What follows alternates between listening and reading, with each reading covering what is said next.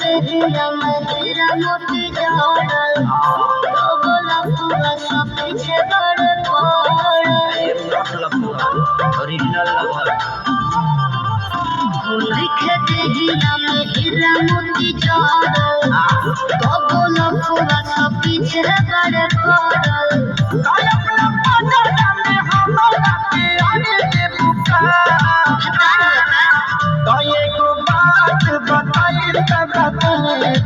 लाइल बन से नूरा लगा दे बुका जवानिया के जतरा बनावे दे बुका यारावा के टूटी लगावे दे